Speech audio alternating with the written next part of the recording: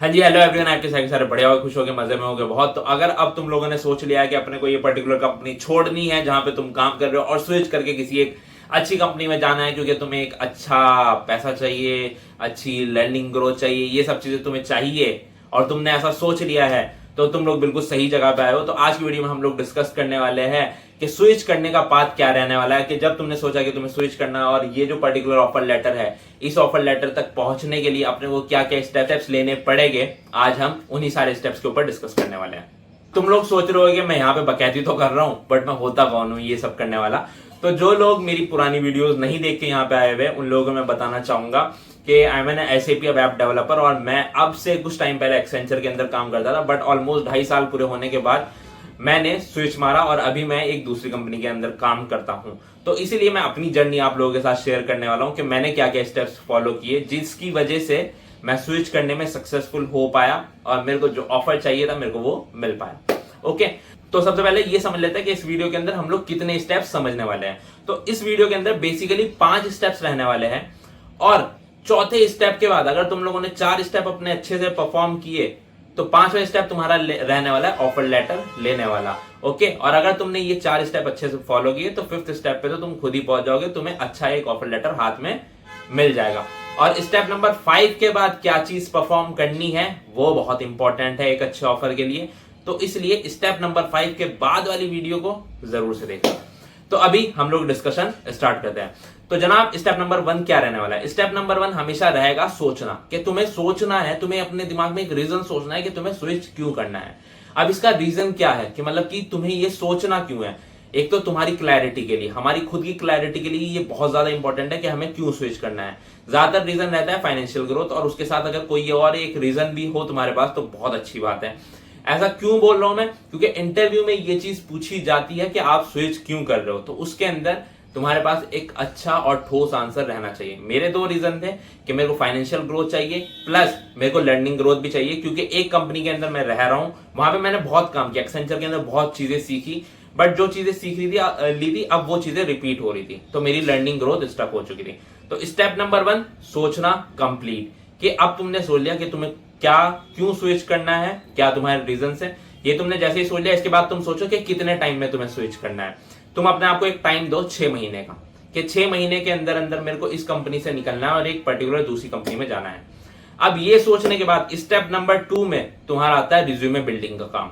अब तुम्हें अपना रिज्यूमे बनाना स्टार्ट करना है। रिज्यूमे कैसे बनाना है? तुम सबसे पहले एक कॉपी पेन लो, कॉपी पेन लेके बैठो और जितना भी तुमने अपने पिछले सालों में काम किया है, जितना भी तुम एक कंपनी के अंदर काम कर चुके हैं, जिन जिन प्रोजेक्ट्स पे तुमने काम किया है वो सारे प्रोजेक्ट्स लिखो, उसके अंदर क्या क्या चीजें इंप्लीमेंट करी है वो लिखो, किन किन स्किल्स पे तुमने काम किया, फॉर एग्जांपल किन किन टॉपिक्स पे तुमने काम किया, बापी, बीडीसी, बापी और एडोब फॉर्म, स्मार्ट फॉर्म, ठीक है, ये सब चीजों पे अगर तुमने काम किया है तो वो सारी चीजें लिखो। एसएपी अबैप के अंदर मैं पर्टिकुलरली बता रहा हूं क्योंकि मैंने उसी चीज में स्विच किया है। ओके, तो जब ये सारे टॉपिक्स तुम लिख लोगे तो तुम्हें पता लग गया कि इन टॉपिक्स को तुम अच्छे से कवर कर चुके हो, इन पे तुम अच्छे से काम कर चुके हैं। अब बचे हुए कुछ और टॉपिक्स भी है जिन पे तुमने कभी काम नहीं किया, जो तुम्हें कभी आते ही नहीं, बट उन टॉपिक्स को भी अच्छे से थोड़ा पढ़ना है, उनकी कम से कम ऊपरी नॉलेज तो होनी चाहिए, ऐसा ब्लैंक नहीं होना चाहिए। उसके लिए क्या करना है? यूट्यूब पे वीडियोस देखनी है, गूगल पे उनके बारे में आर्टिकल्स पढ़ने हैं, ठीक है। अब यूट्यूब पे भैया कहां से समझे, तो जिस चैनल को मैं फॉलो करता हूं मैं उसका नाम बता देता हूं, SAP ABAP by Rahul Mehta, ठीक है। तो तुम इस चैनल को फॉलो कर सकते हो। यहाँ पे ये जो सर है ये काफी अच्छी अच्छी वीडियोस डालते हैं और इनका समझाया हुआ मेरे को अच्छे से समझ में आता था। ओके, तो स्टेप नंबर 2 तुम्हारा रिज्यूमे बिल्डिंग कंप्लीट हो चुका अच्छे से, ठीक है। किसी को अगर मेरा रिज्यूमे चाहिए होगा उस आइडिया के लिए तो वो मेरे को बोल सकता है, कमेंट कर सकता है, ठीक है। अगर कोई कमेंट करेगा तो मैं या तो डिस्क्रिप्शन में ही एडिट करके अटैच कर दूंगा या फिर इंस्टाग्राम पे मांग सकता है, मैं इंस्टाग्राम पे दे दूंगा। ओके, तो स्टेप नंबर 2 तुम्हारा रिज्यूमे बिल्डिंग कंप्लीट हो गया। अब स्टेप नंबर 3, जब तुम अपना रिज्यूमे बिल्डिंग तुमने कंप्लीट कर लिया और उसके बाद तुम तैयारी कर रहे हो, उसी पीरियड में तुम्हें अपना स्टेप नंबर 3 इंप्लीमेंट कर देना है। ये नहीं कि तुम स्टेप नंबर 2 कंप्लीट होने का वेट करोगे, अपनी सारी पहले तैयारी खत्म करोगे उसके बाद स्टेप नंबर 3 परफॉर्म करोगे, नहीं, ये नहीं करना। स्टेप नंबर 3 में हम लोग क्या करने वाले हैं, जितने भी हमारे जॉब पोर्टल्स है या जितनी भी ऐसी जगह है जहां से हम लोग अप्लाई कर सकते हैं, जहां पे से हम लोग उन लोगों तक पहुंच सकते हैं जो हायर कर रहे हैं, हमें उस जगह पे अपनी प्रोफाइल अच्छी क्रिएट करनी है और वहां पे कनेक्शंस बनाने हैं। जैसे कि मैं यूज करता था बेसिकली लिंक्डइन और naukri.com, ये मेरे लिए दो बहुत वर्क करे, और रेफरल तो अलग चीज हो गई, ठीक है, वो दोस्तों यारों से अपना काम हो सकता है। बट लिंक्डइन से भी हम रेफरल ले सकते हैं। कैसे? अब इन दोनों प्लेटफॉर्म को यूज कैसे करना है वो मैं बताता हूँ। लिंक्डइन पे अपनी तुम्हारी प्रोफाइल तो होगी, जाहिर सी बात है। अब लेट्स सपोज तुम SAP ऐप में काम करते हो, तो सर्च में डालो SAP ऐप। SAP ऐप में जितने भी लोग काम करते हैं, ठीक है, जो तुम्हें लग रहा है कि हाँ ये तुम्हारी हेल्प कर सकते हैं इस कंपनी तक जाने में, उन सबके पास रिक्वेस्ट भेजनी स्टार्ट करो, ठीक है। अब वो कुछ टाइम बाद तुम्हारी कनेक्शन रिक्वेस्ट एक्सेप्ट करेगा, ओके। ऐसे ही जितने भी टैलेंट एक्विजिशन टीम के लोग हैं या HR लोग हैं, उन सबके पास कनेक्शन रिक्वेस्ट भेजनी स्टार्ट करो। अब जब तुमने कनेक्शन रिक्वेस्ट भेज दी और उन लोगों ने कनेक्शन रिक्वेस्ट एक्सेप्ट कर ली, ठीक है, तो तुम्हारी कम्युनिटी क्रिएट हो रही है धीरे धीरे। अब एक टेम्पलेट तैयार करो, ठीक है। टेम्पलेट मतलब एक अच्छा सा मैसेज टाइप करो कि that you are an SAP web developer, और तुमने इतने इतने साल का एक्सपीरियंस है और तुम अभी जॉब सर्च कर रहे हो, और उसके अंदर अपना नाम, अपनी मेल ID, ये चीजें मेंशन करो, और सब लोगों के पास वो सेम टेम्पलेट भेजो with your resume, okay, resume के साथ भेजनी है। तो ये काम हो गया जो तुम्हें लिंक्डइन पे परफॉर्म करना है। अब आते हैं naukri.com पे।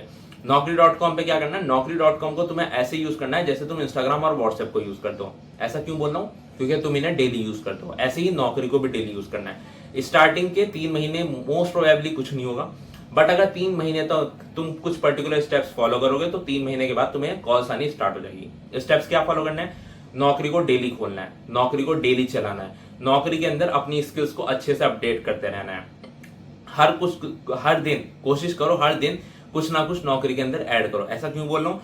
क्योंकि नौकरी को अगर तुम डेली चलाओगे, उसके अंदर डेली कुछ ना कुछ एक्टिविटी करोगे, तो वो तुम्हारी प्रोफाइल की रैंक ऊपर करेगा, ओके। और जितनी भी तुम्हें जॉब्स मिल रही है नौकरी पे, ठीक है, उन पे सब पे अप्लाई मारो, सब पे, ओके। अब तुम्हारा यहाँ पे स्टेप नंबर 3 कंप्लीट हो गया। यहाँ पे तुमने जॉब्स पे अप्लाई करना स्टार्ट कर दिया, ठीक है, लिंक्डइन पे तुमने कनेक्शंस बनाने स्टार्ट कर दिए। अब कुछ टाइम बाद तुम सोच के चलो लगभग 3 महीने लगेंगे तुम्हें तुम्हारी पहली कॉल आने में, ओके। बट अब लेट सपोज करो कि तुम्हारे पास पहली कॉल आ गई। अब कुछ लोग गलती क्या करते हैं, HR ने बोला कि हेलो, हाँ मैं इस फलाना फलाना कंपनी से बोल रही हूँ, और क्या नाम है, हम ऐसे ऐसे SAP वेब डेवलपर ढूंढ रहे हैं, और हमारी कंपनी ये बहुत छोटी सी है, और हम ये बहुत छोटा सा पैकेज ऑफर कर पाएंगे आपको, और ये जो लोकेशन है ये भी बहुत दूर कहीं पे होगी जो आपके लिए बिल्कुल भी फिजिबल नहीं होगी, तो आप क्या इंटरेस्टेड है? अब इसके बाद तुम्हें क्या बोलना है? ये नहीं बोलना कि नहीं भैया मैं इंटरेस्टेड नहीं हूं, तुम्हें बोलना है yes yes I am really interested, ठीक है। मतलब तुम बहुत ज्यादा इंटरेस्टेड हो इस पोजीशन में। ऐसा क्यों बोलना है? क्योंकि अभी तुम्हारा टारगेट सिर्फ होना चाहिए कि तुम्हें इंटरव्यू देना है, और कैसे भी करके तुम्हें तुम्हारा फर्स्ट राउंड शेड्यूल कराना है। क्यों? जब तुम इंटरव्यूज दोगे तो तुम्हें वहां से क्वेश्चंस मिलेंगे। मैं अपना सिनेरियो बताता हूँ। जब मैंने इंटरव्यू देने स्टार्ट किया था, मैं नहीं देख रहा था ये कौन सी कंपनी से मेरे को कॉल आ रही है, उन लोगों की क्या क्या डिमांड है, वो क्या क्या बोल रहे हैं। मेरे को जस्ट इंटरव्यूज देने थे, और इसीलिए मैं स्टार्टिंग में थोड़ी छोटी कंपनीज को टारगेट करता था, या उन कंपनीज को जिनके अंदर मेरे को जाना ही नहीं, क्योंकि मेरे को वहां पे इंटरव्यू देने थे, और इंटरव्यू दे के मेरे को एक तैयारी कर लेनी थी कि हाँ भाई कि मेरी एक अच्छी तैयारी हो जाए और मेरे को क्वेश्चंस मिल जाए, क्योंकि जब तुम इंटरव्यूज दोगे तो तुम्हें क्वेश्चंस मिलेंगे, ओके। अब लेट सपोज करो कि तुम्हें वो जो कॉल आई थी, तुम्हारी उससे बात हो गई। अब तुम्हारी बात होने के बाद तुम्हारा फर्स्ट इंटरव्यू शेड्यूल हो गया, और अब तुम ऐसे बैठ के इंटरव्यू दे रहे हो, ठीक है। तुमने अपना इंट्रोडक्शन दिया, उसने बहुत सारे क्वेश्चंस पूछे, और तुमने उन क्वेश्चंस के आंसर दिए। बट कुछ क्वेश्चंस ऐसे भी होंगे जिनके आंसर्स तुम नहीं दे पाओगे। अब जैसे इंटरव्यू खत्म होता है, उन सारे क्वेश्चंस को लिख के रख लो जिनके तुम आंसर नहीं दे पाए। अब लेट सपोज करो तुम्हारा इसके अंदर सिलेक्शन नहीं होता है, क्योंकि तुम्हारा पहला इंटरव्यू था, तो इतनी कोई बड़ी बात नहीं है कि सिलेक्शन नहीं हो रहा। मेरा लगभग 5-6 इंटरव्यू देने के बाद पहली कंपनी में सिलेक्शन हुआ था। बट ये जो तुम इंटरव्यू दे रहे हो, इन्हें एक पॉजिटिव सेंस में लो, इनसे सीखो, ओके। यहाँ से जो तुम्हें क्वेश्चंस मिले हैं उन्हें एक पर्टिकुलर कॉपी पे नोट डाउन करो। अब जब तुम्हारा नेक्स्ट इंटरव्यू होगा, वो नेक्स्ट इंटरव्यू होने से पहले ये जितने भी तुमने क्वेश्चंस लिखे हैं, इनके सबके आंसर तुम्हें अच्छे से टिप्स पे होने चाहिए, पता होने चाहिए, ठीक है। अब ऐसे ही हो सकता है कि तुम 3-4 इंटरव्यू दिए, तुम सबसे रिजेक्ट हो गए, बट जब तुम अपना 5वां या 6ठा इंटरव्यू देने जाओगे, और अगर तुमने ये सारी चीजें अच्छे से इंप्लीमेंट करी है, अपनी स्किल्स पे अच्छे से काम किया है, तुम्हें वेब की वाकई में ही नॉलेज है, तो जब तुम अपना 5वां-6ठा इंटरव्यू देने जाओगे तो तुम वहां पे सक्सेसफुल रहोगे, ठीक है। और अब तुम्हारे हाथ में तुम्हारा पहला ऑफर लेटर आ चुका। अब लेट सपोज करो कि तुम्हें ऑफर चाहिए था लगभग 12 लाख के आसपास का, बट तुम्हें ऑफर मिला अभी लगभग 9 लाख के आसपास का। तो ऐसा सोच के चलो कि अगर तुम्हें लगभग मिनिमम परसेंटेज ऑफ हाइक कितना, सोच के चलो मिनिमम परसेंटेज ऑफ हाइक तुम्हारी 40% के आसपास होनी ही चाहिए। तो अगर तुम्हें इतनी परसेंटेज ऑफ हाइक मिल गई, ठीक है, तो तुम अपनी कंपनी से रिजाइन कर सकते हो। अब अपनी कंपनी से रिजाइन करो, ठीक है। अब यहां तक तुमने लगभग 4 स्टेप्स फॉलो कर लिए। ओके, तुम्हारे हाथ में जैसे ही ऑफर लेटर आ गया, यहां तक तुम्हारे 4 स्टेप्स हो गए। अब जब ऑफर लेटर आ गया, तुमने अपनी कंपनी से रिजाइन कर दिया। अब कुछ लोग यहाँ पे क्या गलती करते हैं कि उसके बाद वो बड़ी शांति से बैठ जाते हैं कि भैया अब तो मेरा सिलेक्शन हो गया, मेरे हाथ में एक ऑफर लेटर है, अब तो मैं चिल करूंगा। जनाब, तुम शायद भूल रहे हो कि तुम्हें 12 लाख वाला पैकेज चाहिए था, अभी तुम्हें 9 लाख वाला मिला है। ठीक है, तो अभी थको मत, अभी बैठो मत, अभी अपनी तैयारी को कंटिन्यू रखो। अब जैसे जैसे तुम्हारा नोटिस पीरियड कम होगा, कंपनीज की रीच आउट तुम्हें थोड़ी सी बढ़ जाएगी, क्योंकि लोगों को चाहिए होता है इमीडिएट ज्वाइनर और जल्दी ज्वाइन करने वाला आदमी।